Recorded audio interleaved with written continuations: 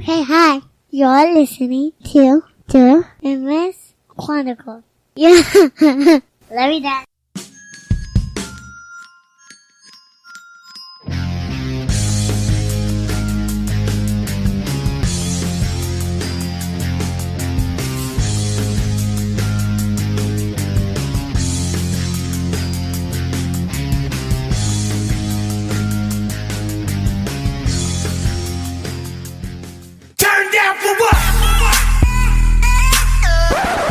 Do you even know what's going on? This is the Infamous Chronicles. The Infamous Chronicles.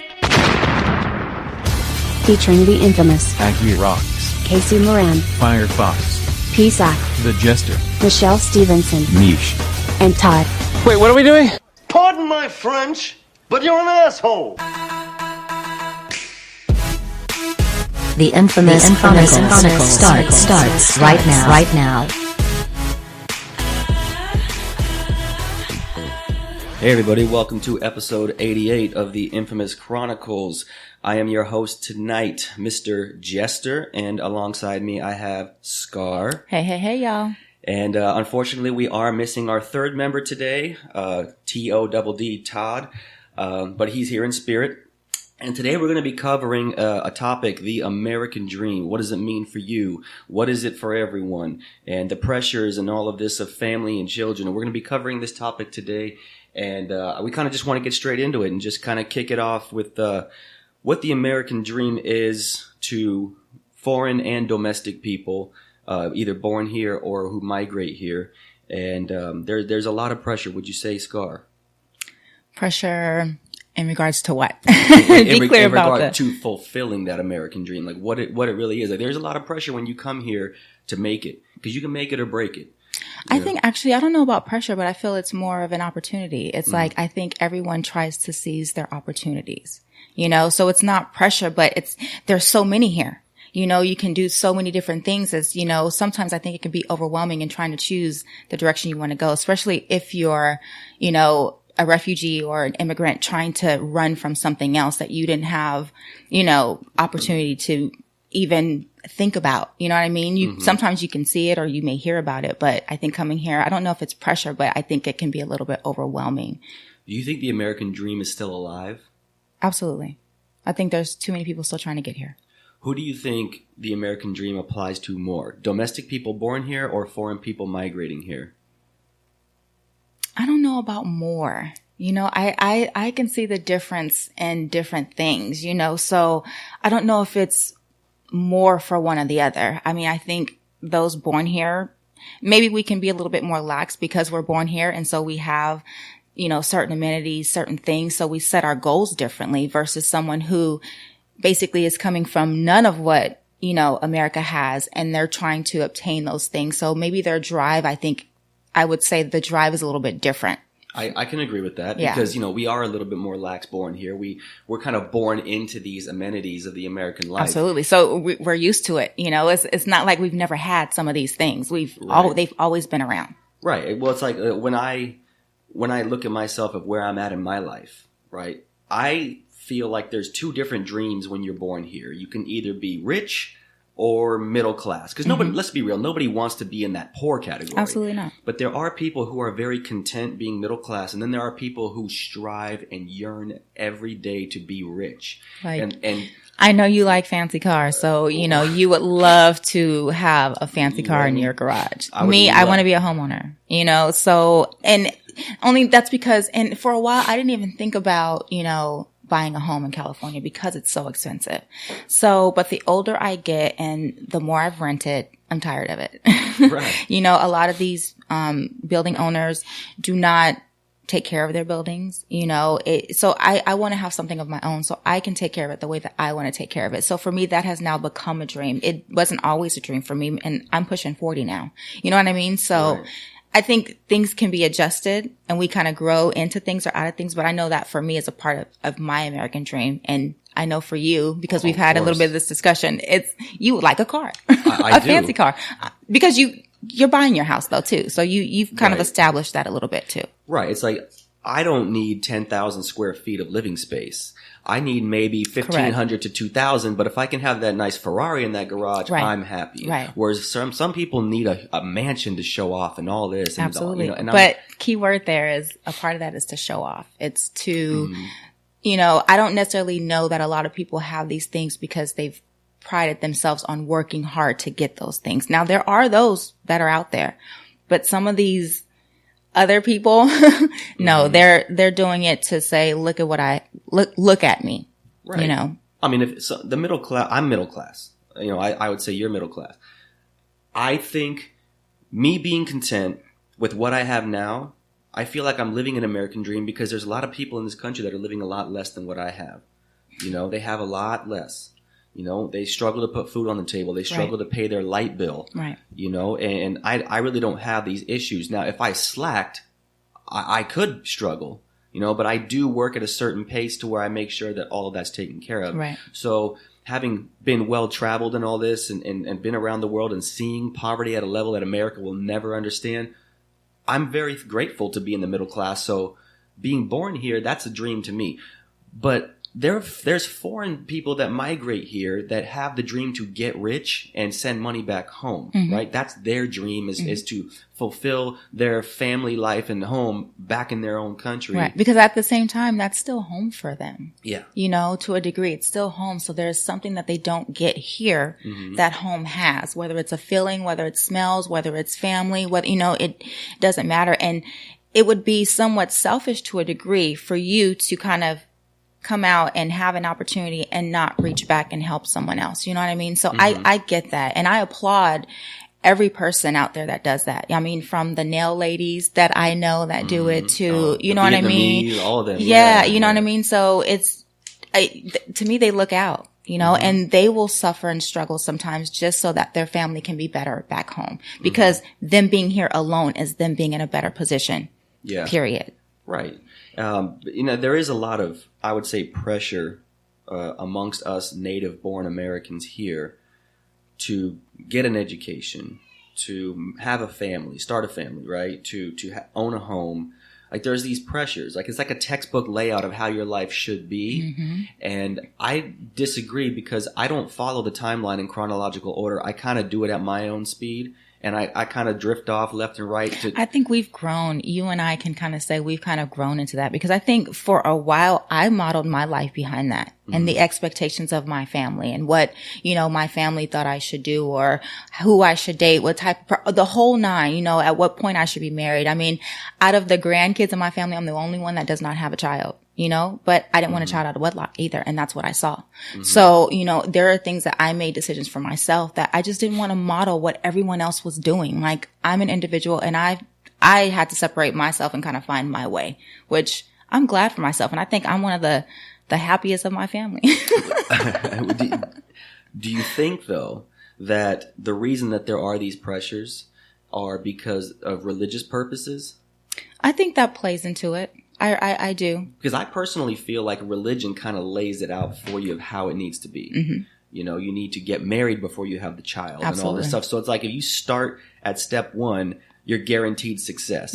But that's something I disagree with because, in this country, even though I'm born here and even though I was kind of raised in the Christian religion, I'm kind of out of it.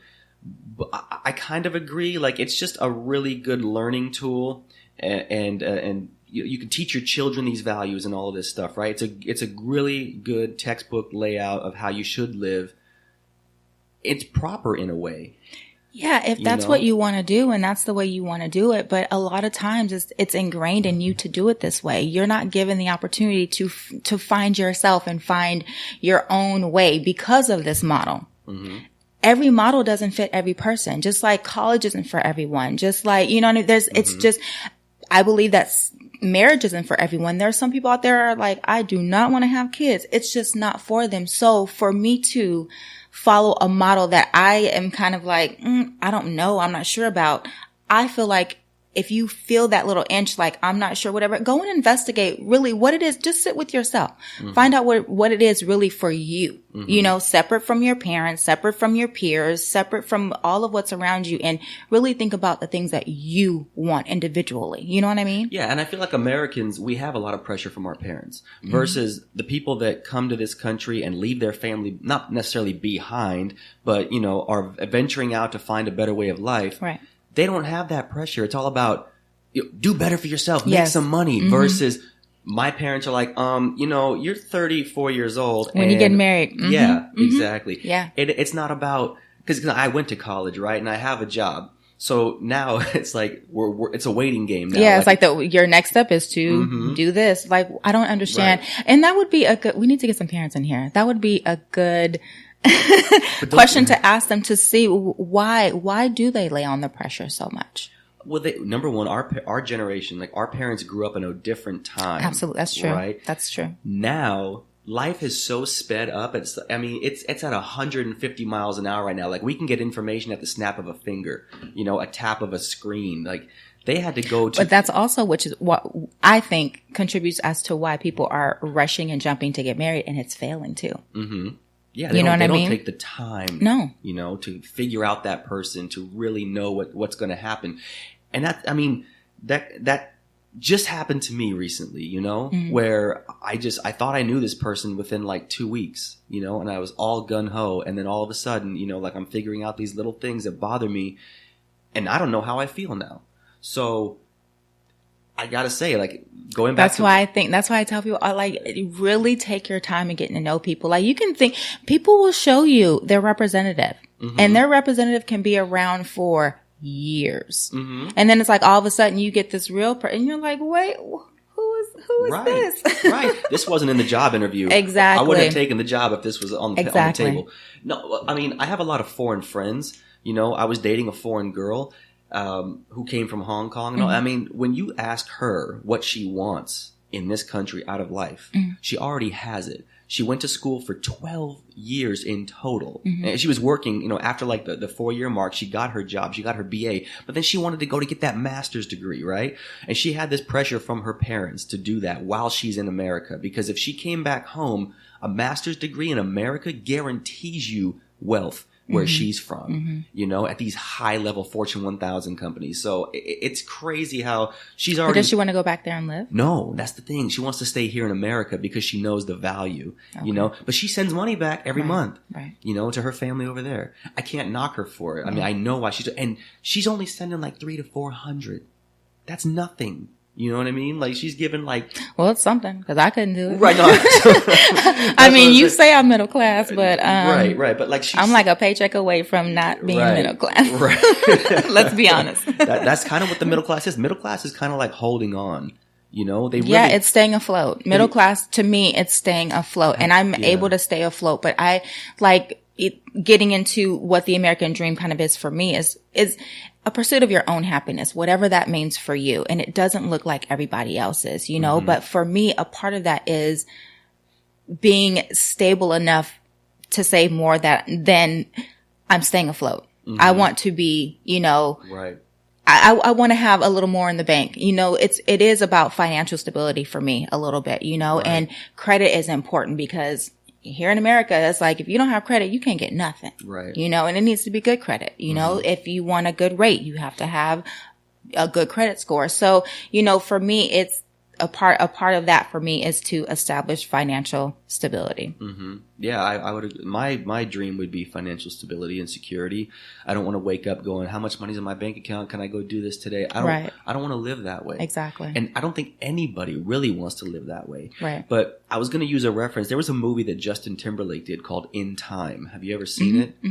That's the middle class where they have to go to work every day. And if they don't, they're going to run out of time, you know, versus us, it's money. Right. And if you don't go to work, like you're one step away from either dying or being on that poverty line. You know, it's crazy how the middle class really is holding on. But see, the affluent, there's rich and there's wealthy. I learned this from Chris Rock. I'm a big Chris Rock fan. He's so true. He's like, athletes are rich. but the person that signs their checks are wealthy. You know, because they can lose Oprah's it. wealthy. Yeah, yeah, like that. You know what It's I a mean? difference. Yeah. Yeah, it's like he said, if you go out and buy a mansion cash, sometimes you've depleted your entire bank account, but you're rich because you could buy a mansion cash. Right, right. And it's funny because certain celebrities, speaking of which, Bow Wow just posted something on Twitter or something like that. I saw it and he was like, I'm rich, you know, and even celebrities are starting to see the difference between being wealthy and being rich. And they're knowing, I'm not there yet, Right. but I am rich. And let me just brag about this though. Right. Well, it's like, you know, like somebody, like my dream would have have $1 million in my bank account at all times. That would be awesome. Yeah, that would be awesome. But and for me, I don't need that much, you know? how much would you say is comfortable for you?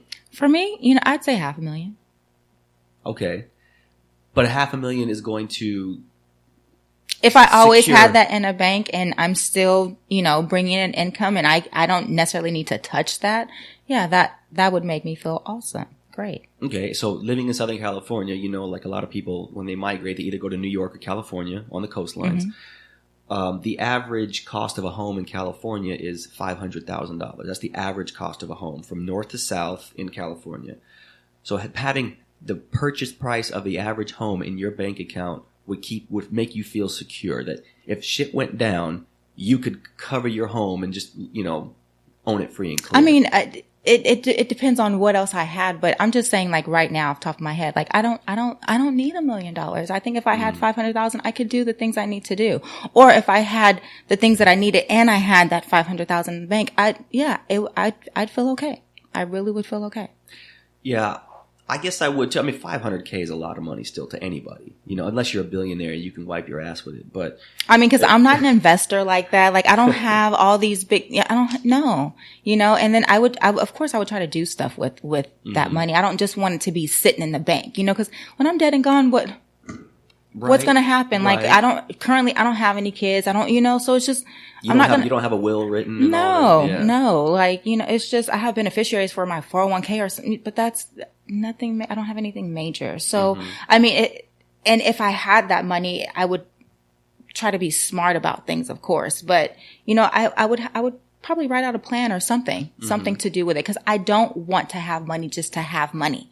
But what's the point of that? So you know, many people think that way. Yeah. Yeah. So many people want so much money, and that's what makes them feel comfortable. You know, they feel like, oh my God, I'm a millionaire. I've made it. That's really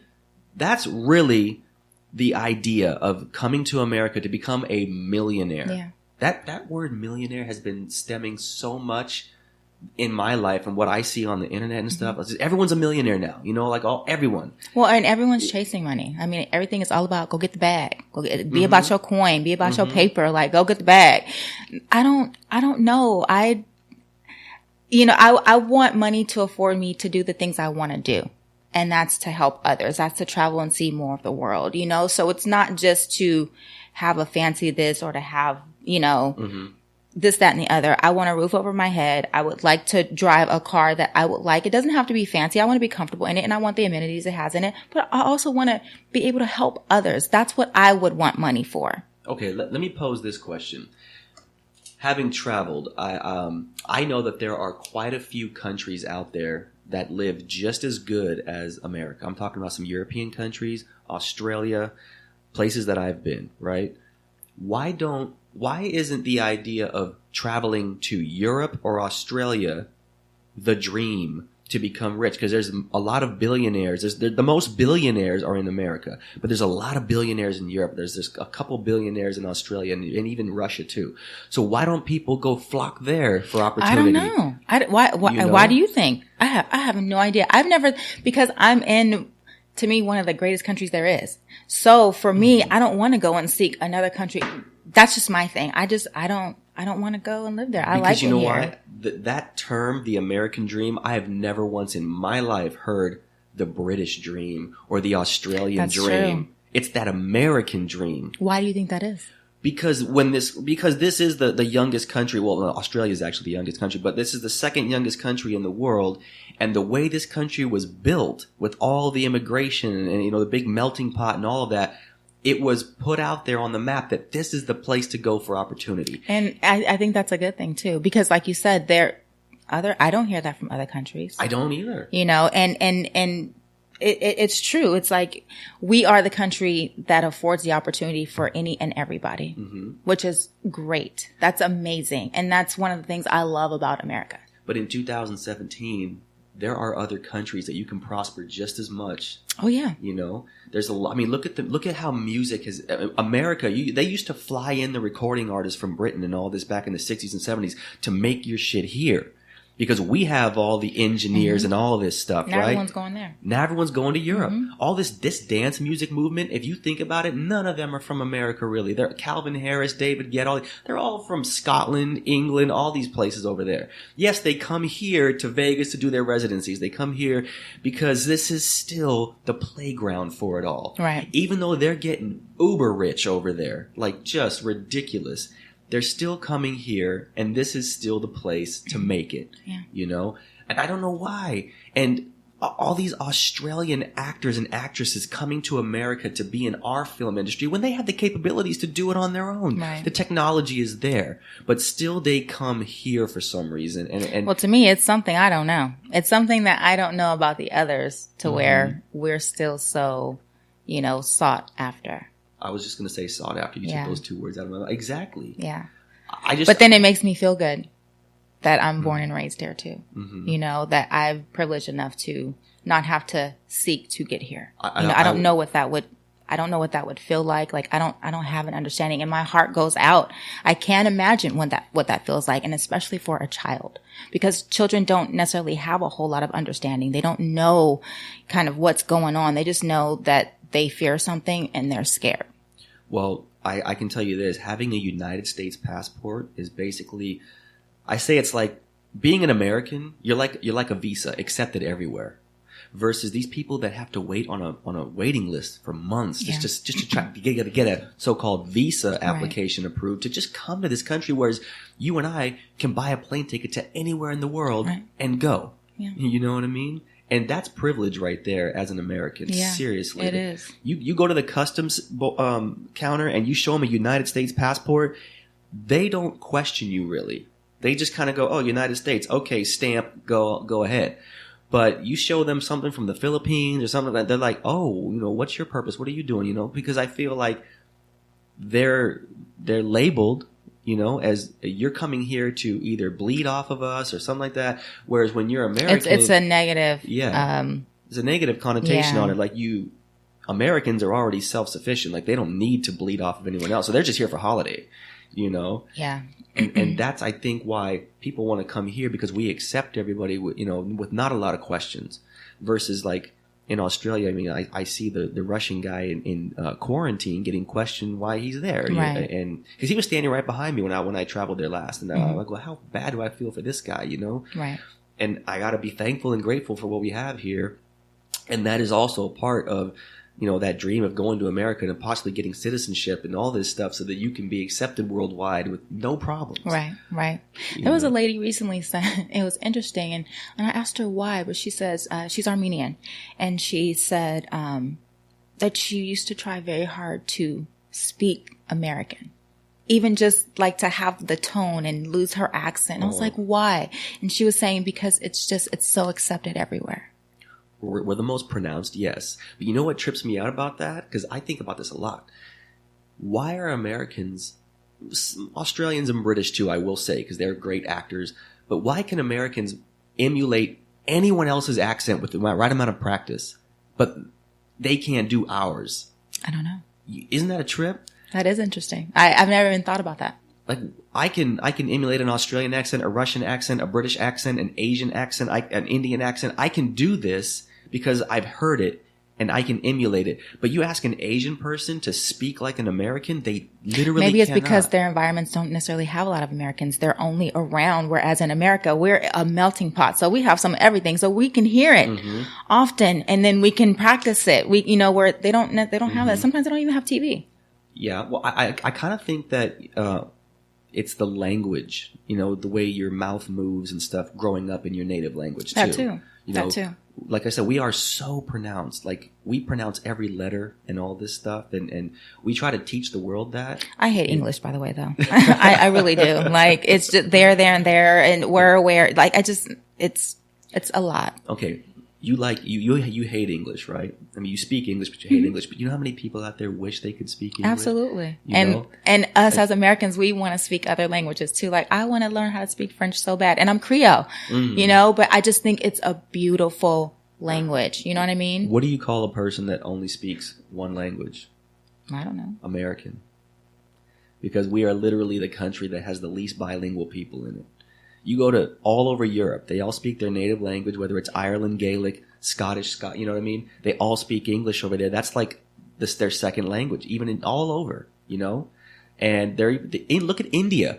Why do you think we outsource a lot of customer service from America to India? Because their second language in grade school is English. They all speak English. I'm sorry, but I don't like dealing with it because it's difficult. I'm sorry. It's not clear. It's not. So, I mean, and I'm just, excuse that opinion, but I don't like dealing with the Indian call center, customer service. I can't stand it. I feel you in a way. Because I don't get help because of the language barrier, because of the interpretation of things. It's, and it's more, you're just repeating what I'm saying. Mm-hmm. A lot of times you're reiterating what I've just told you. So that's not customer service. It's not helping me. And so I do think that doesn't work. But you got to respect the fact that these other countries around the world are speaking our language. Absolutely. I was so grateful traveling to know that everybody in the airport, everybody at the hotels, they all speak English because they know that's what's coming, is that English language. Right. They're not going to speak Portuguese. They're not trying to find their way to speak, like Cantonese and all this all the time.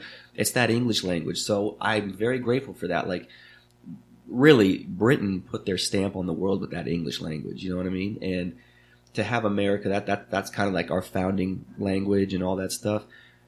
People that migrate here, though, that's not their first intent, It's not their first intent. To learn the language, because a lot of times... No, their first intent is to make money. Right. But they a lot of times they want a roof over their head too. Of course, they want to be able to sustain and be independent, and they want what they come here and they see. And it's like, if you can have it, I can have it too. And really all it takes is working hard, educating yourself and working hard. Well, look at the pockets around Los Angeles that, cater to those foreign people. Like, you have Little China, you have, Little Armenia, you have, Yeah.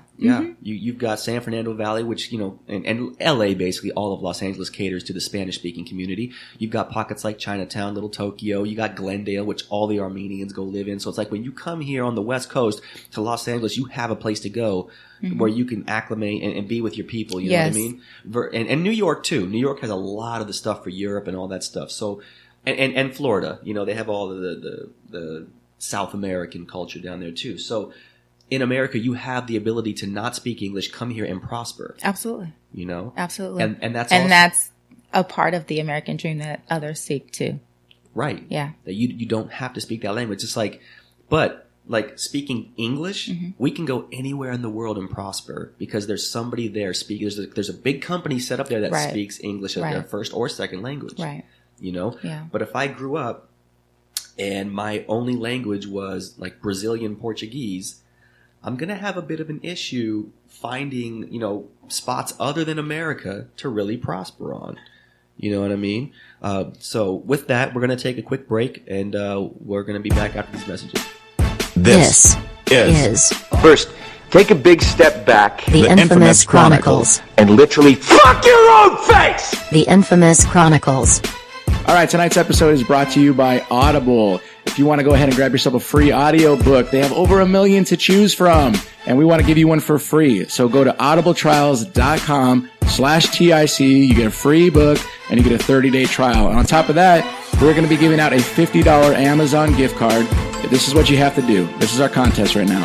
Go on to social media, and, tag us in the post, and then hashtag TIC Topics. What you're going to do is you're going to give a suggestion for a topic that you want to hear the team talk about, and we'll pick the best topic. Not only will your topic be included in an upcoming episode, but you win yourself a $50 Amazon gift card, compliments of Audible. So again, that's audibletrials.com/TIC. Enjoy the rest of the show.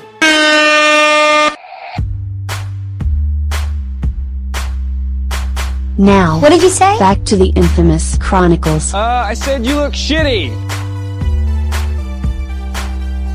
All right, guys, we're back here with the American Dream on the infamous Chronicles. You have Jester and Scar talking about some of the pressures that are, as we grow up, some of the pressures that are put on us by our families and all of this to have a home and education and children and all And this just stuff. seeking the American dream in general. Yeah, so getting back to where, what I was talking about if my first language, was Portuguese, I have very limited access around the world to go and prosper. I can't go to Africa and speak, my Portuguese language and prosper, but I can Right. go there speaking English, Right. So yeah, I mean, what do you think about that? Like, why do you think everyone has it so easy here? We've enabled everyone to come here. I don't know that I agree with that statement. So easy. What do you mean by that? Okay, so in Los Angeles, New York, I'll say Orlando, Miami, just Florida, whatever, like, our coastal lines have enabled people to come here because we have areas specific for them. So if they don't speak English, I don't think that's a bad thing. no, I'm not saying, but how do you think that this all came about? To have these little pockets versus way back, 100 years ago, it was come to America, find work, learn the language, be a part of it. Whereas now, a lot of them can kind of come here and do their own thing with their own culture and be comfortable and still, get rich and prosper and all this. And why do I think that is? Yes. The liberties of America. Mm-hmm. We have that liberty to do that. Mm-hmm. We truly do. I mean, you can come here and not lose any of who you are and still seek out the American dream. Like, you can come here, no matter who you are, Mm-hmm. set up shop and build a franchise. Mm-hmm. Like Because this is a land of opportunity. right. I mean, there's got to be some cultures out there that really aren't that popular in America are a vast majority. I would probably say like Eskimos. So let's say an Eskimo from Greenland comes here, sets up shop, a few more come, and then they just start building a franchise, of Eskimo people. And they can do that because we give them the opportunity to do that in America. That's the liberties and the freedoms. And we all have that. We all have these opportunities. Each and every one of us have these opportunities. And it's about seizing our opportunities. A lot of people, I know I'm not a big sacrificer. I have a hard time sacrificing when it comes to the things I want. I feel like, what, if I want something, then, I may sacrifice a little bit or I may work harder just to get it, but that doesn't mean I'm going to sacrifice and lose or not obtain something because I want this. You know what I mean? So, and I think sometimes, foreigners, they've sacrificed a lot, and they will sacrifice a lot just to get ahead. Whereas Americans, we don't. We're like, well, let's see how, I can get it all. You know what I mean? Yeah. There's not a matter of priority. There's not a matter of, well, let me do this to do this. It's not always the case for us. I will say that I have not seized opportunities because of what I thought my parents would think. I believe we all have. Versus foreigners that come here and just go all in because they've got nothing to lose. Absolutely nothing. I mean, what? What are they going to, they're just trying not to go back to what they're running from, what they're, Right. And it's all better here. That's why they can come and they can live in a more rundown apartment complex or what have you, because it's 10 times better than what they came from. You know what I mean? Or they didn't have a home. Right. Or there can be 15 living in a house or, 6 in an apartment. Yep. They do that. I lived in Woodland Hills and there's a complex and there was a lot of Indians that lived in the complex. The Avalon? The Avalon, yeah. No, it was Avondale. Avondale, oh, yeah. God, So the Avalon yeah. and Avondale, they're next to each other. But yes, it's saturated over there with Indians. There's a lot of companies in the Warner Center, that they work for.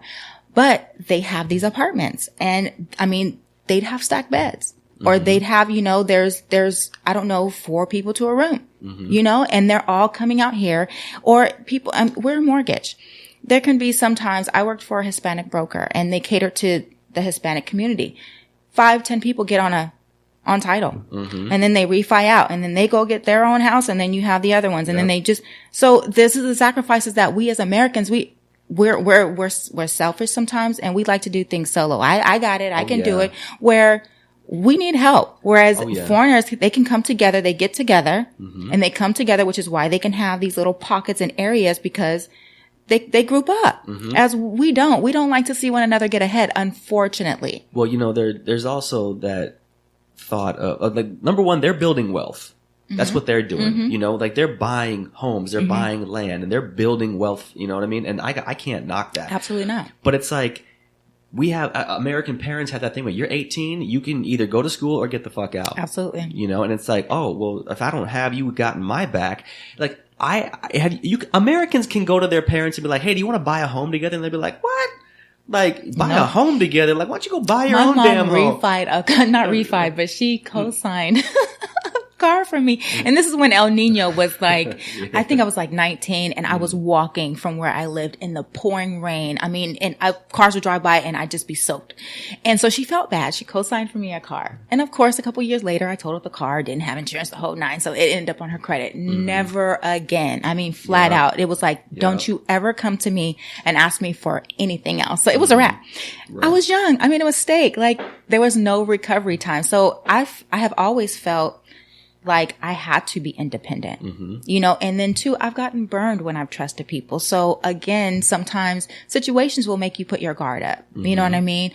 I don't think it should be that way though. I don't, I look at some other cultures, and the kids stay with you until they're married. Right. The parents will pay for college, pay for a down payment for a house. Like, they are setting their kids up. Well, you know what? In other cultures, like, grandma moves into the house when she's like, they're not going to put her in hospice. That's such an American thing to do. Like, put them in hospice, And I'm like, look at these other cultures that take care of their family. I feel like Americans don't know the family values. We've lost it. We've lost some of it. Yeah, I agree. We have. It's like, I can't imagine how much real estate my family could own if me, my brother, my aunt, my mom, dad got together. You know what I'm saying? My grandparents had 2 houses. They were next door to each other, and 10 kids. And so you can build a bridge to go from one to one. You don't even have to do that. You can walk through the gate. I mean, and after my grandparents, I was young, but even as a child, for us not to be able to have those houses to go to anymore, I did not understand. And there was 10 kids. Why weren't they around anymore? Like, they owned them at one point, right? And then what happened? I don't know. Right. That's what I'm saying. And I'm young. I'm not going to ask it. In black families, you a child, you don't ask no questions. Okay. It's stay in the child's place. So, but as an adult, I mean, I think I might ask when we all get together, like, what happened? Why couldn't the 10 of you come together? Because they're all still alive. I still have 6 uncles and 3 aunties, and my mom is still here. So praise Jesus. I want to find out, because it's like, you would have always had somewhere to go. I just don't understand. And my grandfather, I don't think he graduated 10th grade, had 10 kids, had his own business, and had 2 houses. So for them to not have those 2 houses is like, what happened? Was there such discord to where you guys couldn't come to an agreement? Like, what was it? Was something. There was something. But again, it's true. We don't couple up together. Even there are some friends that I have that I completely trust. And it's like, if we can just come together, and build wealth, to me, that's the way to go. But I think there's a level of trust that's not there too. Yes. But there's also that, like, a lot of the American dream is being independently wealthy. Yeah. Like, we don't want to have to rely on our families. Nope. And it's amazing. Like, I have a cousin. He's a step cousin, but I have a cousin who inherited $15 million, from his father who passed, who was a step uncle to me. He hasn't given a dime to any one of the 40 or 50 members in our family, but his mother and, whatever, his immediate mom and all that. So it's like, how does that kind of make me feel? Do you think he's entitled to, though? Yes, because his biological father built that wealth and gave it to his son in his will when he died. So I have this cousin. So why is he entitled to give any of it to you guys? Oh, no. I'm sorry. I forgot. I missed your question. No, he's not entitled to give us some, but it's like, in other cultures, if somebody came across money like that, they would try to help the family, right? Yeah.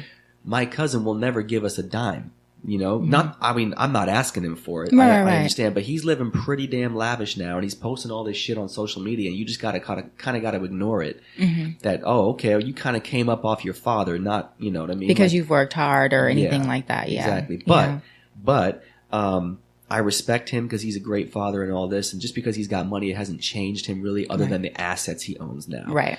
But I feel like these families that come here that band together and buy these homes and build this wealth, and that as they keep accumulating homes over 5-10 years, they bring other family members here so they have a dwelling to stay in and be comfortable in the American life. And have more opportunity because they're leaving the opportunity. They're leaving the door of opportunity open for the generations behind them. And to me, I think that's really what it's about. It's to leave things better for the next. You know, I don't want my kids to struggle in the ways that I've struggled, and I want to educate them and teach them, you know, a little bit more. Whereas my mom may not have had the education to instill all of what I know now, you know, which is why you have to go out and seek some things on your own. You know, not everyone's not going to tell you, and everyone's not even obligated to tell you or show you anything. Like, you have to go and get some of that information on your own and find out and learn and grow. If you're not happy with where you are, change it. Do something about it. A lot of people, I have that thought. If I'm not happy, I can just go ahead and change it.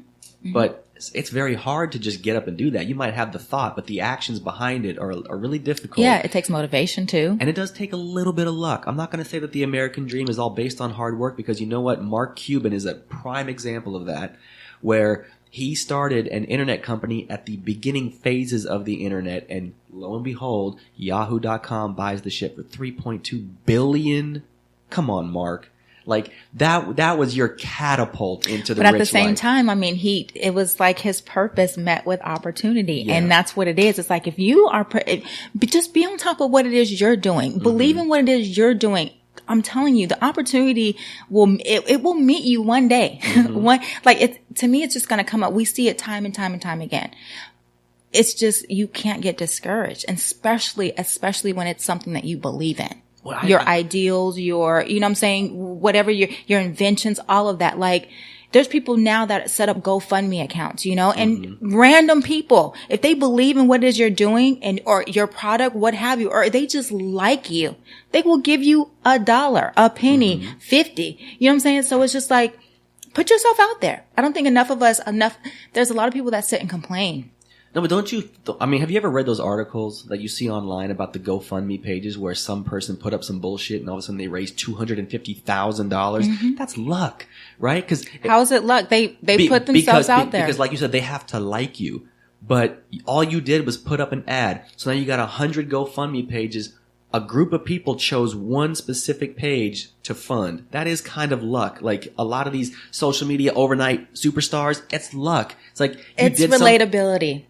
Kind of. It's not, I'm not a believer in luck like that. So for me, it's a little difficult to say that. How many people are putting up, help these pets? You know what I mean? Like, pet lovers are all for it. And they relate to it. So they want to give to something like that. You have Children's Hospital that, you know, it just touches people's heart to help, you know, children. So they will donate to that. You have, PETA. You have all these different things. If someone relates to it, they'll give either their time or their money. Well, yes. It's really that easy. But 100 pages of the same shit, and one gets raised $100,000, the other raised $5,000. That's luck that one person got all that attention. You know what I'm saying? It's just what was different. I don't necessarily think that it's the same. I don't know. I mean, to me, there's something different, and to me, just to bring up that has. I think energy has a play in that because you can sense certain things, whether it's on TV, over the internet, in person, there's an energy. So you can kind of sense when something's authentic. It's not when you think it's fake and phony, you know, when I don't know if this is real. So I'm not going to really touch this one, and then maybe if they see that 15 people gave to this one, well, and then 16, it starts building. So it's like, well, this one seems legit because so many people gave to this one, whereas the other ones may have not. So I don't play on that luck thing. There's more to it than just luck and this person is choosing this one over the others. There's something about this particular one as to why people are going for that one. Yeah, I mean, I agree. I watch the show Shark Tank a lot, which is what entrepreneurs, and I watch it too. yeah. So those five That people, guy almost didn't get his deal last night. Did you see it? and that's another thing. It's like, these Americans who are stubborn and aren't willing to sacrifice certain percentages of their company, like that's just greed. This country has a lot. No, I don't know. I don't know that I agree with that, because if you have worked so hard on something and you're wanting help in order to grow and build, I don't want to relinquish all of my hard blood, sweat, and tears from the ground, grassroots up for you because I need your help and I need your expertise and I want to give you all of that. No, I'm not with that. So I like the negotiation part on that. So like he went to last night, he went to 33% and, what's his name took it. Yeah. So I think it's important.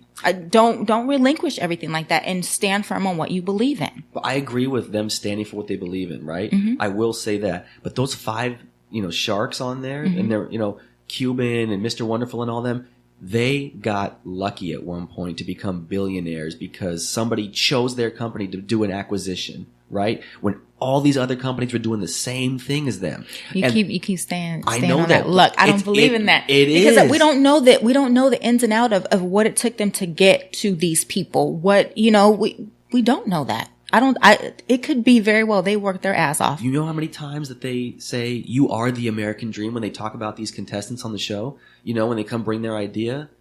You know what I'm talking about on Shark Tank when they say, you are the American dream. Like you're working hard for something, you're an entrepreneur and all this stuff. And they sit there and they call them the American dream. But they're sitting there trying to eat at their business by taking all this ownership and stuff like that for their offer of cash. They are, but at the beginning of your point, you were saying how it's the business owners that's not wanting to relinquish some of their percentage. No, it's these guys who got lucky that don't really see what it took to get them to that point. Like starting an internet company out of your garage and just typing keys on a keyboard and all of a sudden everyone's watching your link and then a company comes and acquires you for $1 billion. You didn't have to do all that much, right? Mark Cuban is the prime example of that. Then he got to go buy the Dallas Mavericks with all those billions he made from Yahoo. So it's smart. He he invested his money wisely. Right. But he didn't really have to struggle. I don't know what he was doing. I watched his whole Bloomberg documentary. I haven't. So okay. It's really, I can't really speak to that. I just think in most cases, I think people do work hard and things don't just all the time or, just happen overnight. There's a lot of, it just takes a long time. It takes a long time. And I don't believe in luck like that. Well, I do believe that some people, you can, maybe luck can happen here and there, but I don't think that's the regular. Well, I will say that a lot of the American dream for a lot of people is to become wealthy. Some people it's just financial stability and security. And a lot of people coming to this country, need to have a little bit of luck if they want to catapult themselves into that wealth sector. And I will say that's the Jester's take. That is the Jester's take. And a lot of people do have the opportunity to come here and prosper and just be middle class and comfortable as well. But if the American dream to you is to come here to make a way of life and to have a better life, I completely commend you for it. And this is what this country was founded on. And we do have to come to a close, but I just want to ask one last quick question for you, Scar, is what is the American dream for you in its entirety? Life, liberty, and the pursuit of happiness. And whatever that means for you. Seriously. That's at the end of the day, I think that's basically what America was built on. And that's what we all are in pursuit of happiness, whatever that means to us on an individual basis. If that means having a family, having a home, having nice cars, being rich, being middle class, whatever that means, I think it's, what you want. I agree. And my whole take on what the American dream is to find a better way of life. This is for foreigners. To find a better way of life for yourself if you are struggling in a dictatorship or any type of socialism or communism, to get away from that and be free, live free, be a part of a world where, there's very little judgment on what you do as long as you're doing what you want to do, and to be who you want to be with or without a family, with or without a home, just to be able to be you is the American dream. Yeah. So with all of that said, guys, thank you so much for listening, and be on the lookout next week when we air episode 89, and on our way out. Peace out. Have a good one. If I was you, I'd wanna be me too. I'd wanna be me too. I'd wanna be me too. If I was you, I'd wanna be me too. I'd wanna be me too. I'd wanna be me too. Thank you for listening to this week's episode of the Infamous Chronicles. Our show is produced by Jeremy Elder, talent acquisition is done by Casey Moran, and operations directed by Paul Sinacori. This show is copywritten Infamous Works, LLC, 2016. All rights are reserved. All of our guests appear signed via waivers. We don't own the rights to any of the music featured on our show. We are just fans of it. Visit us at infamousworks.com or call our offices at 844-4-INFAMOUS.